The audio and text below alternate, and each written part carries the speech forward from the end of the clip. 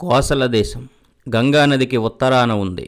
సరయూ నదీ జలాలతో సారవంతమైన విశాల దేశమదే. దానికి రాజధాని అయోధ్య. దాన్ని సూర్యవంశ నాయకమని అయిన మనువు నిర్మించాడు. ఆ కాలంలో అతి సుందరమైన కీర్తి గడించినటువంటి మహానగరం. వాల్మీకి వర్ణనలు బట్టి చూస్తే అయోధ్య నేటి రాజధానులకే మాత్రము తీసిపోదు. ఆ ప్రాచీన కాలంలోనే భారతదేశంలో పట్టణ నాగరికత గొప్ప స్థితిలో ఉందని తెలుస్తోంది. దశరథ చక్రవర్తి ఈ అయోధ్యలో ఉండి రాజ్యపాలన చేస్తూ ఉండేవాడు. అతను దేవతలకు యుద్ధాలలో తోడ్పడి ముల్లోకాలను కీర్తి గడించాడు. ఇంద్ర కుబేరులకు సాటివాడనిపించుకున్నాడు. కోసల ప్రజలు ఏ కొరత లేక సుఖంగా ఉండేవారు. లెక్కలేనంతమంది వీర సైనికులతో గొప్ప సేన ఎల్లప్పుడూ రాజ్యాన్ని రక్షిస్తూ ఉండేది. దశరథుడు అయోధ్య నగరాన్ని శత్రువులు అడుగు పెట్టడానికి వీలు లేకుండా చేశాడు.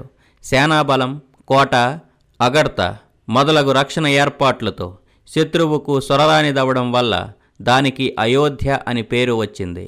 అయోధ్య అంటే యుద్ధం చేసి లొంగదీయరానిది అని అర్థం.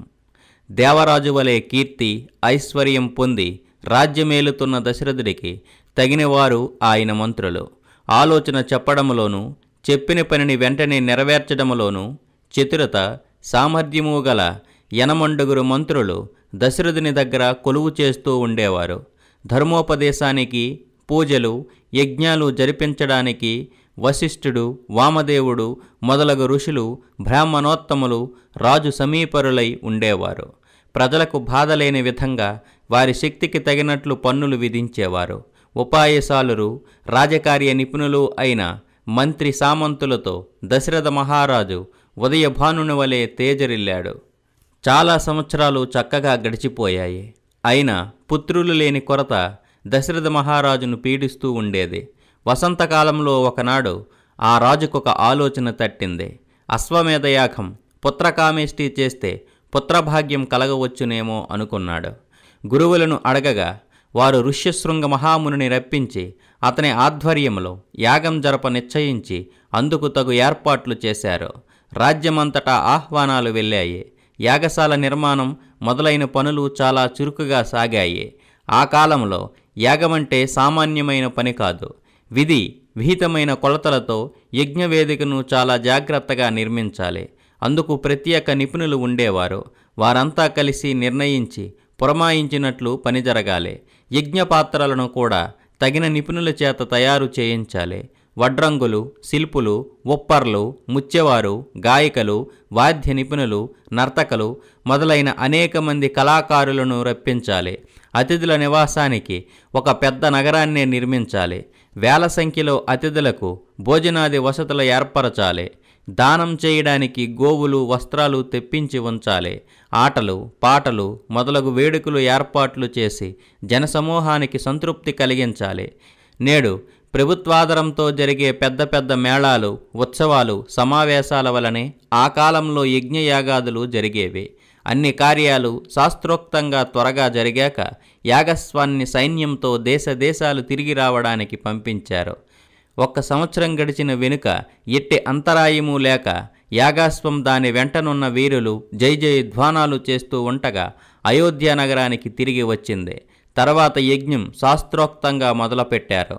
ఇక్కడ అయోధ్యలో ఇలా జరుగుతూ ఉండగా అక్కడ దేవలోకములో జరిగిన విశేషాలను వాల్మీకి ఇలా చెబుతున్నాడు. దేవతలందరూ బ్రహ్మదేవుడితో ఇలా చెప్పుకున్నారు. మహానుభావ, రావణుడనే రాక్షసుడు మీ వరం పొంది మమ్మల్ని పీడించుకు తింటున్నాడు. అతన్ని అణుచుటకు గాని, జయించుటకు గాని, సంహరించుటకు గాని మాకు శక్యం కాకున్నది. మీ వరం అతడికి కవచమైంది.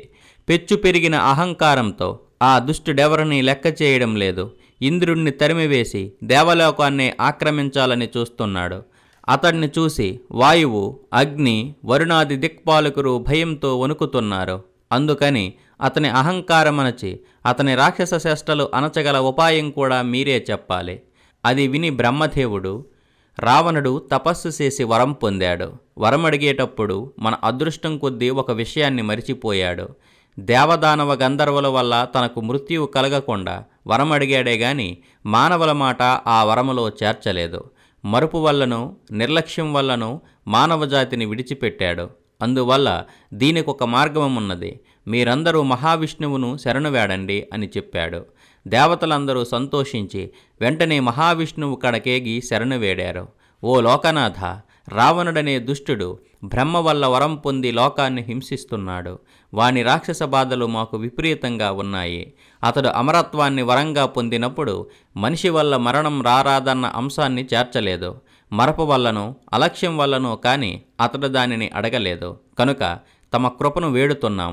మానవ జన్మెత్తి తామే మమ్ము కాపాడాలి అని వారు విష్ణువును వేడుకున్నారు.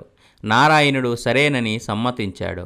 భూలోకాన పుత్రభాగ్యం కోసం తపస్సు చేస్తున్న దశరథుడకు కుమారులుగా అవతరించి రావణుని సంహరించి మిమ్ము కాపాడుతానని అభయమిచ్చాడు.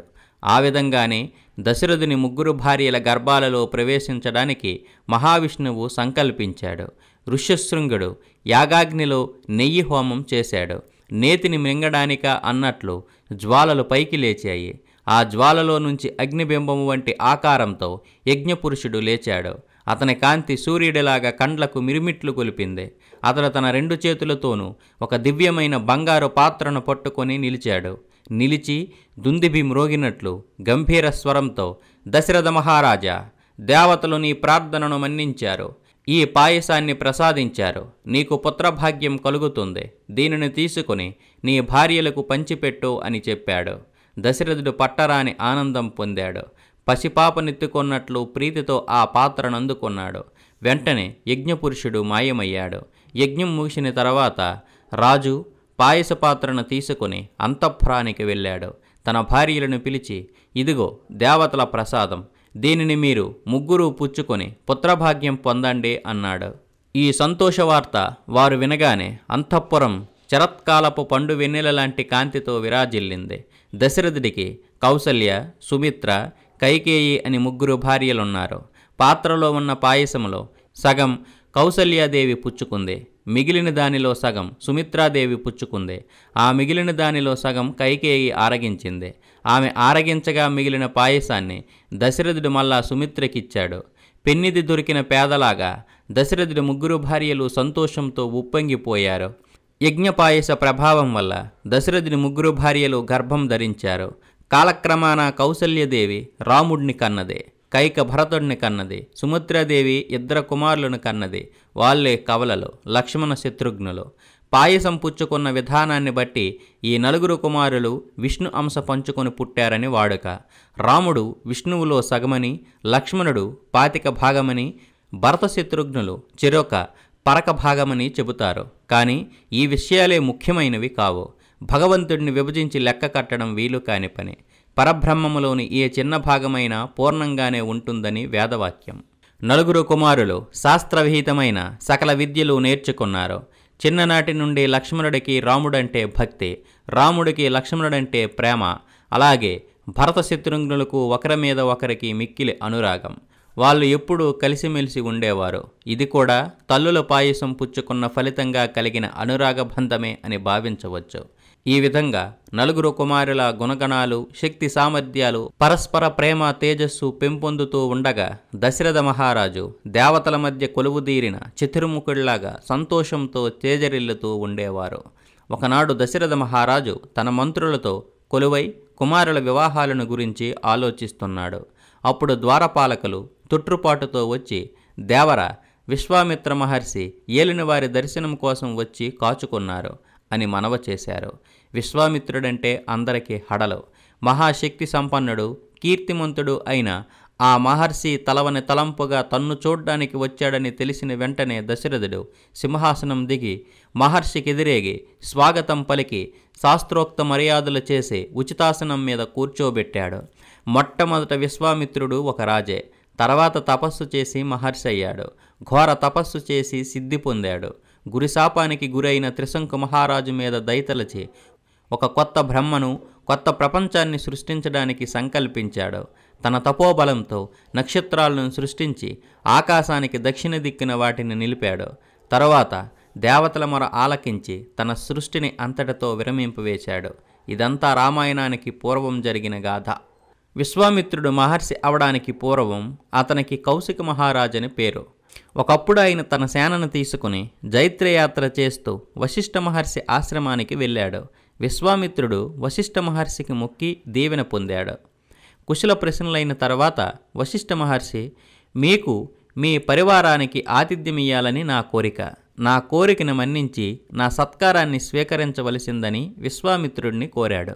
విశ్వామిత్రుడు, తాపసోత్తమ, తాము నాకు మంచినీళ్ళిచ్చి చేసిన మర్యాదనే గొప్ప విందుగా భావిస్తున్నాను.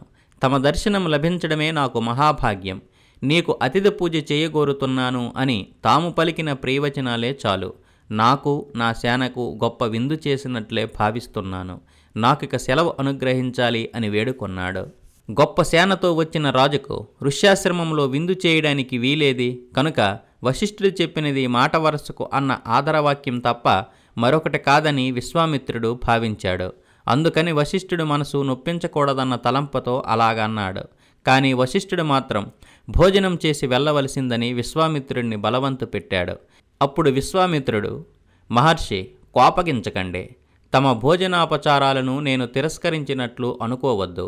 ఈ ఆశ్రమంలో నాకు నా పరివారానికి ఉన్నపాటున భోజన పదార్థాలు దొరకడం ఎలాగా అన్న చింతొక్కటే నన్ను బాధిస్తుంది అని స్పష్టంగా చెప్పేశాడు.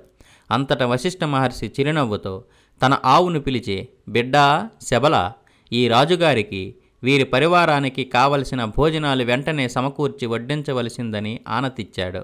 అప్పుడు కౌశిక మహారాజు విస్తుపోయేటట్లు ఒక అద్భుతం జరిగింది. రాజుగారికి, ఆయన పరివారానికి, సైనికులకు కూడా కావలసినంత సమృద్ధిగా ముష్టాన్నాల రాశి వచ్చి పడింది.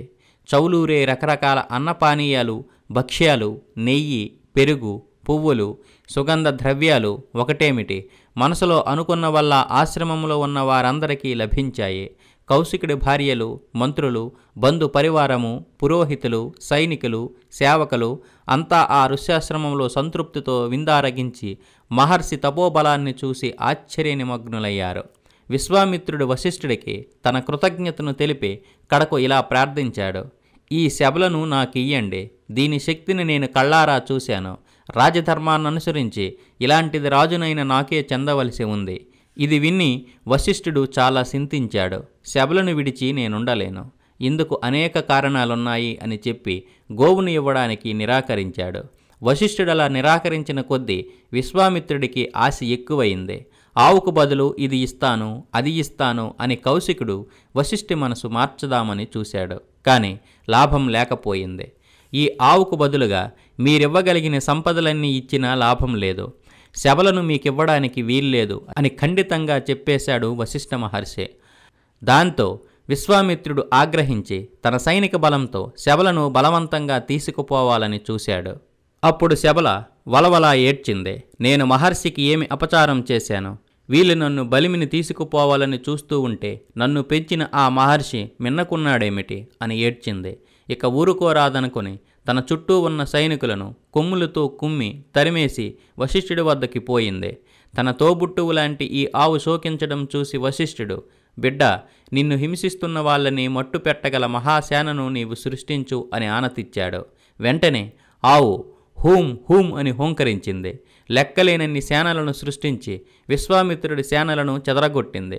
దాన్ని చూసిన విశ్వామిత్రుడు కోపం మరింత పెరిగింది. కండ్లెర్రజేసి రథమెక్కి బాణాలు వేశాడు.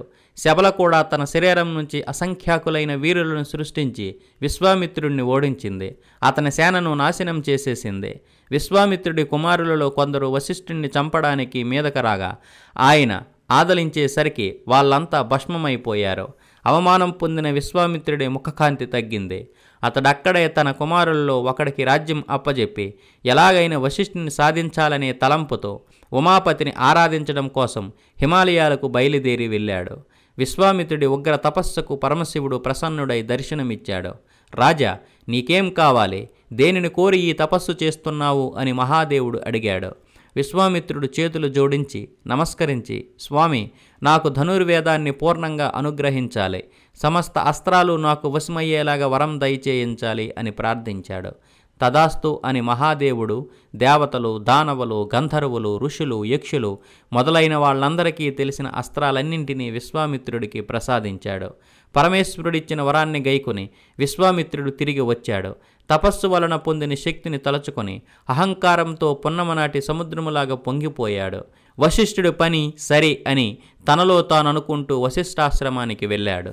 యముడులాగా ఉగ్ర కోపంతో వస్తున్న విశ్వామిత్రుడిని చూసి వశిష్ఠుడి శిష్యులు ఆశ్రమ మృగాలలాగా భీతితో కకావికలమైపోయారు. విశ్వామిత్రుడు విడిచిన ఆగ్నేయాస్త్రం వేడికి ఆశ్రమం కాలి బూడిదైపోయింది. భయం లేదని వశిష్ఠుడెంత ఓరడించినా వినకుండా శిష్యులు భయంతో పరుగులు పెడుతూనే ఉన్నారు. వశిష్ఠుడది చూసి ఈ కౌశికుణ్ణి గర్వమనచాలి అనుకున్నాడు. కాలాగ్నిలా మండుతున్న తన బ్రహ్మదండాన్ని చేతబట్టి విశ్వామిత్రుడిని చూసి మూర్ఖుడా అన్నాడు. విశ్వామిత్రుడికి రోషమెక్కింది. ఓరి వశిష్ఠ, నిలు అని ఆదలించి తాను కొత్తగా నేర్చిన ఆగ్నేయాస్త్రాన్ని అతనిపైకి పంపించాడు. వశిష్ఠ మహర్షి, ఇదిగో నిలిచే ఉన్నాను, పరిగెత్తడం లేదు అని చెప్పి బ్రహ్మదండాన్ని తనకెదురుగా నిలబెట్టాడు. విశ్వామిత్రుడు వేసిన అస్త్రాలన్నీ ఆ బ్రహ్మదండం ముందు నీటిలో పడ్డ నిప్పుల్లా చల్లారిపోయాయి. విశ్వామిత్రుడు తాను నేర్చిన అస్త్రాలన్నింటినీ ప్రయోగించాడు. వాటన్నింటినీ వశిష్ఠుని బ్రహ్మదండం మింగేసింది. మహర్షి సుఖంగా నిలబడి ఉన్నాడు. ఈ అద్భుతాన్ని చూసి విశ్వామిత్రుడు బ్రహ్మాస్త్రాన్ని ప్రయోగించాడు. ఈ బ్రహ్మాస్త్రం వల్ల ఏం ఉపద్రవం ముంచుకు వస్తుందో అని ఋషులు, దేవతలు తల్లడిల్లిపోయారు. మహర్షి బ్రహ్మదండం ఆ బ్రహ్మాస్త్రాన్ని కూడా మింగేసింది. ఆ అస్త్రాన్ని మింగిన బ్రహ్మదండం నుంచి అగ్నికణాలు నలుదిక్కులకు ఎగిరాయి. దండాన్ని పట్టిన వశిష్ఠుడు కూడా అగ్నిలాగా జ్వలించాడు. విశ్వామిత్రుడు విసుగుతో నిట్టూర్పు విడిచాడు. నేను ఓడిపోయాను, క్షత్రియ బలమెందుకు? ఈ ఋషి తన దండముతో నా అస్త్రాలన్నింటినీ వృధా చేసేశాడు. పరమశివుడు నన్ను మోసగించాడు. నేను కూడా ఈయనలాగా బ్రహ్మర్షిని కావాలి, వేరే మార్గం లేదు అని యుద్ధాన్ని చాలించి తిరిగి ఘోర తపస్సు చేయడం కోసం దక్షిణ దిక్కుగా బయలుదేరాడు. విశ్వామిత్రుడు బ్రహ్మను ఉపాసించి అనేక సంవత్సరాలు తపస్సు చేశాడు. చివరకు బ్రహ్మదేవుడు ప్రసన్నుడై, కుశికపుత్ర, నీ తపస్సు వల్ల రాజర్షి పదవి పొందావు, లే అని ఆనతిచ్చి అంతర్హితుడయ్యాడు. తన ఉగ్ర తపస్సు ఫలితంగా బ్రహ్మ రాజర్షి పదవిని మాత్రమే ఇచ్చినందుకు విశ్వామిత్రుడు కలత చెంది ఇంకా ఉగ్రమైన తపస్సు చేయసాగాడు. విశ్వామిత్రుడిలాగా తపస్సు చేస్తూ ఉన్న కాలంలో సూర్యవంశపు రాజైన త్రిశంకపు అఖండ కీర్తితో అనేక సంవత్సరాలు రాజ్యం చేసి బొందితో స్వర్గానికి పోవాలని కుతూహలుడయ్యాడు. అందుకొక యాగం చేయాలనుకుని తన కులగురువైన వశిష్ఠుడి వద్దకు వెళ్ళి చేయించవలసిందని ప్రార్థించాడు. వశిష్ఠుడు, రాజా, ఇది నీకు అలవె కాని పని, వద్దు, ఈ ఆలోచన మానుకో అని హితవు చెప్పాడు. త్రిశంకువుకు ఆ హితవు నచ్చలేదు. అప్పుడైన వశిష్ఠుని కుమారుల వద్దకు పోయి, మీ తండ్రి గారు నాకు గురువులు, ఆయన వీలు కాదని చెప్పిన ఈ యజ్ఞాన్ని మీరే జరిపించాలి. నా గురువుగారు నన్ను విడిచిపెట్టారు, మీరైనా ఆదుకోవాలి అని ప్రార్థించాడు. వశిష్ఠ కుమారులకు కూడా ఆయనపై చాలా కోపం వచ్చింది.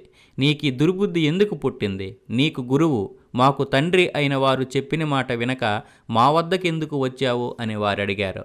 కానీ త్రిశంకువు వారి మాట వినక మళ్ళా తన కోరికను తెలుపుతూ వాళ్ళని బలవంత పెట్టసాగాడు. మూర్ఖుడా, మా తండ్రిని అవమానించడం కోసం మమ్మల్ని ఉపయోగించుకోవాలని చూస్తున్నావు, పో పో అని వాళ్ళు కసురు కొట్టారు. ఈ పని మీ వల్ల కాకపోతే నేను మరెవరినైనా వెతికి కార్యక్రమం పూర్తి చేసుకొని తీరుతాను అని త్రిశంకువు వాళ్ళకి మరింత కోపం వచ్చేటట్లు చెప్పాడు. వశిష్ఠ పుత్రులది సహించలేకపోయారు. వాళ్ళు రాజును చూసి, గురువును ధిక్కరించిన రాజా, నీవు చండాలుడివైపో అని శపించారు. ఆ రాత్రి నిద్రించిన త్రిశంకువు ఉదయం లేచి చూసుకోగా తన అందమైన రూపాన్ని, కాంతిని, ఛాయను పోగొట్టుకొని అనాకారి అయిపోయాడు. పీతాంబరానికి మారుమురికి పాతలున్నవి. ధరించిన ఆభరణాలన్నీ మారిపోయాయి. మంత్రులు, పరిజనులు, పురజనులు రాజుగారి వికారపు రూపు చూసి దూరంగా తొలగిపోయారు. అందరూ అతడిని చూసి యావగించుకుంటున్నారు. రాజు ఏ అవమానము, దుఃఖము భరించలేక నగరం విడిచి నిద్రాహారాలు మాని ఒంటరిగా తిరగడం మొదలుపెట్టాడు. చండాల వేషంతో ఉన్న త్రిశంకరాజు అలా తిరిగి తపోధనుడైన విశ్వామిత్రుడి ఆశ్రమానికి చేరుకున్నాడు. అతడిని చూసిన వెంటనే విశ్వామిత్రుడికి దయ కలిగి, నీవు త్రిశంకరాజువు కదా, ఈ వికారమైన ఆకారమేమిటి? ఇది ఎవరి శాపం అని అడిగాడు. త్రిశంకపు జరిగిందంతా చెప్పి, నేను ధర్మం తప్పక రాజ్యపాలన చేశాను, సత్యజీవితం గడిపాను, నేనే పాపము చేసి ఎరుగను, ఎవరికీ ఏ విధమైన కీడు చేయలేదు. నా గురువు, వారి కుమారులు నన్ను విడనాడి పైగా ఈ స్థితికి వచ్చేటట్లు శపించారు. నన్ను మీరే కాపాడాలి అని ఆయన పాదాల మీద పడ్డాడు. శాపం వల్ల చండాలుడిగా మారిన రాజు మీద విశ్వామిత్రుడికి దయ పుట్టింది. విశ్వామిత్రుడి స్వభావమే అంతా. అతని దయ, ప్రేమ, కోపం ఏదైనా అతి తీవ్రంగా ఉంటాయి. విశ్వామిత్రుడు అతన్ని చూసి మధుర వాక్కులతో, నాయనా ఇక్ష్వాకుల రాజా, నీకు స్వాగతం. నీ ధార్మిక జీవితం నాకు బాగా తెలుసు. నీకు అభయమిచ్చాను. ఋషులతో కూడా అందరినీ రప్పించి నీవు జరపదలిచిన యాగాన్ని నేను జరిపిస్తాను. గురువుగారి కోపం వల్ల నీకు వచ్చిన ఈ రూపంతోనే నీవు స్వర్గాన్ని చేరగలవు. ఇది నిశ్చయం అని మాట ఇచ్చాడు.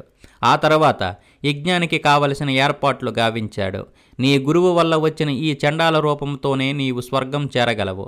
నీవు కౌశికుడిని ఎప్పుడు శరణ వేడావో అప్పుడే నీ కోరిక నెరవేరిందనుకో అని త్రిశంకు మహారాజుకు విశ్వామిత్రుడు ధైర్యం చెప్పాడు. ఇలాగ చెప్పి అతడు తన శిష్యులను పిలిచి, మీరు వెళ్ళి ఋషులందరినీ శిష్యులతో కూడా యజ్ఞానికి రావలసిందని నా ఆహ్వానంగా చెప్పండి అని ఆజ్ఞాపించాడు. కానీ వశిష్ఠ కుమారులను పిలిస్తే వాళ్ళు, మేము రాలేమని మహర్షితో చెప్పండి. ఆయన ఎంత తపస్సు అయినా క్షత్రియుడు. క్షత్రియుడెలాగ యాగకార్యం జరుపుతాడు? అందులో చండాలుడి కోసం యజ్ఞం చేయించడమా అని ఆక్షేపించారు. ఆ విధంగా వశిష్ఠుడు కుమారులను కూడా పిలిచారు.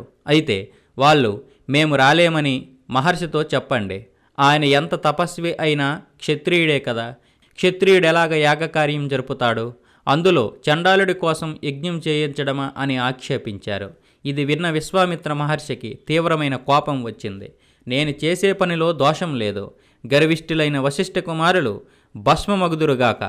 వారు 7 జన్మల వరకు కుక్కను తినే హీనజాతిలో పుట్టెదురుగాక అని శపించాడు. తర్వాత యథావిధిగా యాగం మొదలుపెట్టాడు. అక్కడ చేరిన పెద్దలందరికీ తాను తలపెట్టిన కార్యాన్ని గురించి ఇలాగ చెప్పాడు. ఈ త్రిశంకువు మహాధర్మాత్ముడు, సత్యసంధుడు, ఇక్ష్వాకుల రాజు. ఇతడు బొందితో స్వర్గానికి వెళ్ళాలని నేను ఈ యాగం తలపెట్టాను. అంతా కలిసి ఈ కార్యం నెరవేర్చాలని ప్రార్థించారు. అతని ప్రార్థన విన్న మునులు, ఇంత గొప్ప తపోబలుడు, ఇతనికి కోపం వస్తే మనం భరించలేం అని భయపడి అందరూ యజ్ఞానికి తోడ్పడ్డారు. కౌశికుని ఆధ్వర్యాన అన్ని కార్యాలు చక్కగా జరిగాయి. యాగం ముగిసే సమయాన దేవతలను పిలిచి హవిస్సు పుచ్చుకోండి అని చెప్పాలి. విశ్వామిత్రుడు అలాగే మంత్రం చెప్పి దేవతలను ఆహ్వానించాడు. కానీ ఎవ్వరూ రాలేదు. దాంతో యాగం చెడిపోయింది. భయపడి వచ్చిన ఋషులు మనస్సులోనే విశ్వామిత్రుడిని ఎగతాళి చేశారు. విశ్వామిత్రుడికి పట్టరాని కోపం వచ్చింది. తన చేతిలో ఉన్న నేతి గరెట్ను పైకెత్తి త్రిశంకురాజును చూసి, త్రిశంకు, నా సంకల్ప బలం, తపస్సు, శక్తి అంతా నీకు ఉపయోగిస్తున్నాను. చూడు, నా తపస్సులో ఏమాత్రం శక్తి ఉన్నా నీవు ప్రాణంతో స్వర్గానికి వెళతావు. దేవతలు హవిస్సును తీసుకోకపోవడం వల్ల నాకు చింత లేదు. రాజా, వెళ్ళు, పైకి వెళ్ళు అన్నాడు. అప్పుడొక అద్భుతం జరిగింది. అక్కడ చేరిన ఋషులు, బ్రాహ్మణులు రెప్ప వేయికు చూస్తూ ఉండగా చండాలుడైన రాజు అలాగే ఆకాశానికి ఎగిరాడు. విశ్వామిత్రుడి తపోబలాన్ని లోకం అప్పుడు గుర్తించింది. త్రిశంకపు స్వర్గాన్ని చేరాడు. ఇంద్రుడిది చూసి చండాల దేహంతో, ఎవడెక్కడికి వస్తున్నాడు? ఓహో, త్రిశంకుడా, సరే సరే, గురిశాపం పొందిన మూఢుడా, వెళ్ళిపో అని క్రిందకి అతడిని తోసేశాడు. త్రిశంకువు గోల పెడుతూ స్వర్గం నుండి తలకిందులుగా పడ్డాడు. కింద పడుతూ, అయ్యా, నన్ను కాపాడండి అని మొరపెట్టుకున్నాడు. దీన్ని చూస్తున్న విశ్వామిత్రుడు తన తపోబలాన్ని ఈ విధంగా దేవతలు కించపరుస్తున్నారని కోపావేశంతో నిలు అని చెప్పి ఆ మునుల మధ్య ఒక చతుర్ముఖ బ్రహ్మలాగా జ్వలించాడు. తలకిందుగా పడుకున్న త్రిశంకువు విశ్వామిత్రుడు నిలు అని చెప్పగానే ఆకాశం మధ్యన ఒక నక్షత్రంగా ప్రకాశిస్తూ త్రిశంకువు అలాగే నిలిచిపోయాడు. ఆకాశాన త్రిశంకువు నిలిచిన చోటికి దక్షిణంగా ఒక కొత్త సప్తర్షి మండలాన్ని, అనేక నక్షత్రాలను ఆ క్షణాన్నే విశ్వామిత్రుడు సృష్టించాడు. కొత్త ఇంద్రుణ్ణి సృష్టించి ప్రతిష్ఠిస్తాను, కొత్త దేవతలను సృష్టిస్తాను, చూడండి నా శక్తి అని చెప్పి విశ్వామిత్రుడు సిద్ధపడ్డాడు. ఇదేమిటి ఈ విపరీతం అని దేవతలు, మునులు విశ్వామిత్రుడి వద్దకు వచ్చారు. వాళ్ళు విశ్వామిత్రుడితో సవినయంగా ఇలా మనవి చేశారు. మహాత్మా, వద్దు, త్రిశంకువు మొదలైన నక్షత్రాలన్నీ తాము నిర్ణయించిన తీరుగానే శాశ్వతంగా ఉంటాయి. తమ కీర్తికి కొరత లేదు. తాము శాంతించి మమ్మల్ని కాపాడాలి. వాళ్ళు ఏదో ఒక విధంగా విశ్వామిత్రుడిని సమాధానపరిచి వెళ్ళిపోయారు. అంతవరకు కూడబెట్టిన విశ్వామిత్రుని తపోబలం ఈ విధంగా ప్రతి సృష్టి వలన నాశనమైపోయింది. కోపం వల్ల, శాపం వల్ల విశ్వామిత్రుని తపస్సు నశించింది. అది చూసి ఆయన మళ్ళీ ఘోర తపస్సు చేయడం కోసం పడమటి దిక్కున ఉన్న పుష్కర తీర్థానికి బయలుదేరాడు. అక్కడ అనేక సంవత్సరాలు తపస్సు చేసిన తర్వాత తీరా అది సిద్ధించే సమయానికి ఒక సంగతి జరిగింది. విశ్వామిత్రుడు మళ్ళా కోపంతో శాంతం మరిచిపోయి తన కొడుకులనే తాను శపించేశాడు. ఆ తర్వాత కోపానికి తావివ్వరాదని నిశ్చయించి మళ్ళీ తపస్సు ప్రారంభించాడు. అలాగ అనేక సంవత్సరాలు గడిచాక బ్రహ్మదేవుడు, దేవతలు అతనికి దర్శనమిచ్చారు. కౌశిక, నీ తపస్సు ఫలించింది. నీవిక మీద రాజులు లెక్కలోనికి రావు. ఇప్పుడు పూర్ణ ఋషివే అని చతుర్ముఖుడు, దేవతలు వెళ్ళిపోయారు. కాని ఇంత మాత్రాన విశ్వామిత్రుడికి సంతృప్తి కలుగుతుందా? అతడు పరమశివుడి వల్ల దివ్యాస్త్రాలు పొందాడు. ఇప్పుడు ఋషి పదవి పొందాడు. కాని వశిష్ఠుడితో సమానం కావడమే అతని కోరిక తీరేదాకా మళ్ళా ఘోర తపస్సు చేయడానికి నిశ్చయించాడు. దేవతలకి ఇది నచ్చలేదు. తపస్సుకు విఘ్నం కలిగించడం కోసం వారు పుష్కర తీర్థానికి మేనకను పంపించారు. ఆ అప్సరస పుష్కర తీర్థములో స్నానం చేయడానికి వచ్చింది. ఆమె అందం చూసి విశ్వామిత్రుడు విభ్రాంతుడయ్యాడు. తన తపస్సును మరిచి ఆమెతో 10 సంవత్సరాలు సుఖంగా గడిపాడు. ఈ 10 సంవత్సరాలు ఒక రాత్రి ఒక పగలలా గడిచిపోయాయి. ఆ తర్వాత విశ్వామిత్రుడు మేల్కొన్నాడు. అయ్యో, ఇలా అయ్యిందేంటి అని దుఃఖించాడు. మేనక భయంతో అల్లాడిపోయింది. విశ్వామిత్రుడెక్కడ శపించిపోతాడో అని చేతులు కట్టుకుని నిలిచింది. కాని మహర్షి కోపం అణుచుకున్నాడు.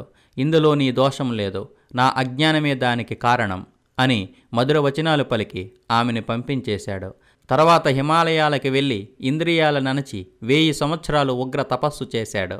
అప్పుడు చతుర్ముఖుడు దేవతలతో సహా ప్రత్యక్షమై, విశ్వామిత్ర, నీవు మేనకను శపించక ఓర్పు వహించావు. నీవు మహర్షి పదవి పొందావు అని ఆశీర్వదించాడు.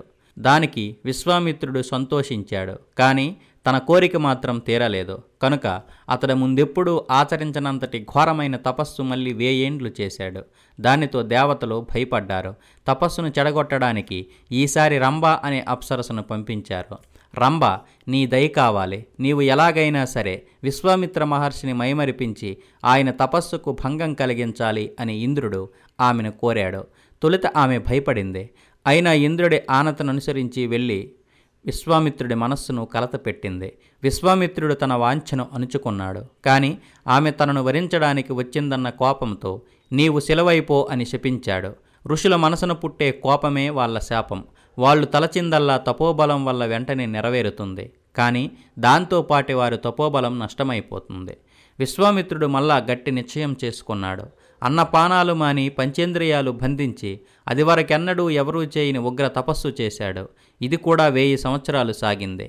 అతని తపస్సును భంగపరచడానికి దేవతలు ఎన్ని ప్రయత్నాలు చేసినా అవి సాగలేదు. విశ్వామిత్రుని దేహం కొయ్యిలా అయిపోయింది. ఇంద్రియ వ్యాపారాలు ఆగిపోయాయి. ప్రాణం మాత్రం నిలిచి ఉంది. దేవతలంతా విశ్వామిత్రుడిని తపస్సుకు భీతెళ్లారు. ఈ తపస్సు వేడికి తాళలేక వారు బ్రహ్మ దగ్గరికి వెళ్ళి చేతులు జోడించి, దేవా, కౌశిక మహర్షి తపస్సు ధాటికి తాళలేకున్నాం. తపోవిఘ్నానికి మేము చేసిన ప్రయత్నాలేవీ ఫలించలేదు. అతని తపస్సు వేడికి మేము మాడిపోతామేమో అని భయం కలుగుతూ ఉంది. అతడు కోరిన వరాలిచ్చి కాపాడండి అని ప్రార్థించారు. అప్పుడు చతుర్ముఖుడైనటువంటి బ్రహ్మ దేవతల వెంట రాగా విశ్వామిత్రుడికి దర్శనమిచ్చి, నీవు బ్రహ్మర్షివయ్యావు, నీకు సర్వశుభాలు కలుగుతాయి అని ఆశీర్వదించాడు. దాంతో విశ్వామిత్రుడు సంతోషించాడు. కానీ ఈ మాట వశిష్ఠుని నోట వచ్చినప్పుడు కదా నాకు తృప్తి అని బ్రహ్మదేవుడితో వినయంగా చెప్పాడు. అప్పుడు వశిష్ఠుడు తమ పాత జగడాన్ని తలుచుకొని చిరునవ్వుతో, మీరు చేసిన కఠిన తపస్సుకు తగు ఫలితం పొందారు. మీరు బ్రహ్మర్షి అయినారన్న విషయంలో సందేహమేమీ లేదు అని అన్నాడు. ఆ మాటలకంతా సంతోషించారు. ఇలాగ అద్భుతమైన పట్టుదలతో మహాద్భుతమైన తపస్సు చేసి సిద్ధి పొందిన మహర్షి తలవని తలంపుగా దశరథుని సభకు వచ్చాడు. ఇంద్రుని సభకు బ్రహ్మదేవుడు వచ్చినప్పుడు దేవరాజైనటువంటి ఇంద్రుడు స్వాగతమిచ్చినట్లు దశరథుడు లేచి మహర్షికి స్వాగతమిచ్చి అతని పాదాలకు నమస్కరించాడు. ఇవాళ సుదినం. తమ రాక వల్ల నా కర్మబంధం తెగిపోయింది. ఇది మా పూర్వీకుల తపఫలం. రాత్రి గడిచి సూర్యోదయం అవుతున్నట్లు ఈ శుభ సమయాన తమ ముఖపద్మాన్ని దర్శించాను. ఇక నాకేమిటి లోటు? రాజుగా రాజ్యాన్ని పాలించి తపస్సు చేత బ్రహ్మర్షి పదవిని సాధించిన తాము నన్ను అనుగ్రహించడానికి వేంచేశారు. నా వల్ల కాగల కార్యమేమిటి? ఆన తీయండి, తమ ఆజ్ఞకు బుద్ధుడిని అని సవినయంగా పలికాడు. దశరథుని మాటలకు విశ్వామిత్రుడు చాలా సంతోషించాడు. అతని తేజస్సు మిక్కిలిగా ప్రకాశించింది. రాజా, ఈ విలువగల మాటలు మీకే తగును. ఈ విధంగా మీరు తప్ప మరెవరూ మాట్లాడగలరు. మీరు పుట్టిందా ఇక్ష్వాకు వంశం, మీ గులగురువ వశిష్ఠ మహర్షి. అలాంటి మీరు ఇలాగ మాట్లాడడంలో అబ్బురమేమిటి? నేను అడగకుండానే మీరు ఇలా మాట్లాడడంలో నా మనస్సుకెంతో నచ్చింది. నేను వచ్చిన కార్యం మీ వల్లనే అవుతుంది అని విశ్వామిత్రుడు వచ్చిన పని ఏమిటో వెంటనే చెప్పసాగాడు. మిత్రులారా, ఇంతవరకు ఈ వీడియో చూశారు కదా. ఈ వీడియోపై మీ అమూల్యమైన అభిప్రాయాన్ని కామెంట్ రూపంలో తెలియచేయండి. అలాగే ఈ వీడియో కనుక నచ్చినట్లయితే లైక్ చేయండి, షేర్ చేయండి, సబ్స్క్రైబ్ చేసుకోవడం మాత్రం మర్చిపోకండి. తెలుగు వారికి వందనం, తెలుగు జాతికి అభివందనం. భారత్ మాతా కీ జై. జై హింద్.